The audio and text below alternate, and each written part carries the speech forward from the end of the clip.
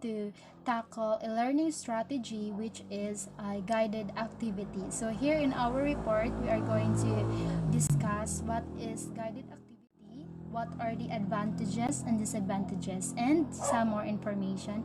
So let's get started. So what is guided activity? So guided activity is often entails an assignment or activity to be completed while the teacher assesses progress. Okay, so students show what they learn and demonstrate the skills and concept they are learning with teacher support. So here in guided practice, it is defined as a scaffolded independent practice that occurs before minimally assisted independent practice. So during guided practice or activity, the teacher empowers students to practice skills on their own for the first time and giving concrete, actionable feedback to everyone and additional focus attention to specific learners that needs it.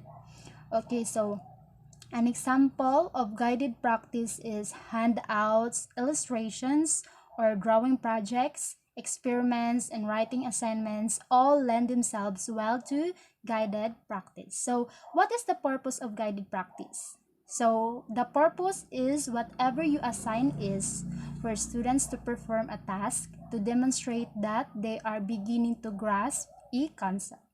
So this type of work is independent but can also be cooperative as long as you ensure that all students are mastering a concepts individually. So do I need to follow up with the whole class about a particular concept? Or should I conduct a one-on-one conference with struggling students? Or should I move forward as planned? So these are the questions you should ask yourself when using guided activity as an opportunity to check in with students and inform future teaching. So from our life experience, we all know the importance of practice in order to get better at something. So consider something you do well, a sport, an activity, a skill. How did you learn to do it?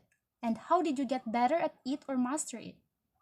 Okay, there's an old saying we're familiar with, that practice makes perfect.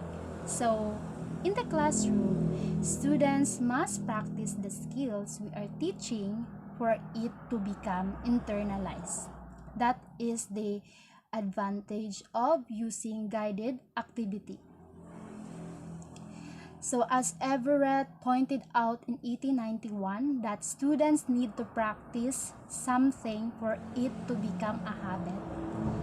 Okay, so one of the advantage of guided practice is it doesn't only provide opportunities for students to practice, but to practice correctly. As some have pointed out, that practice makes perfect, or perfect practice makes perfect.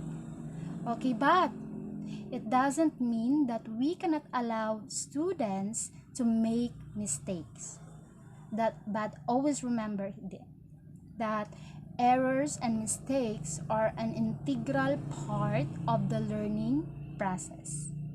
So, through practice with feedback, students learn to correct errors or mistakes and master a skill or concept.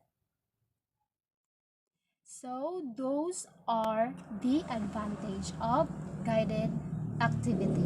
So for the more information, we have Chris Marie Aboseo.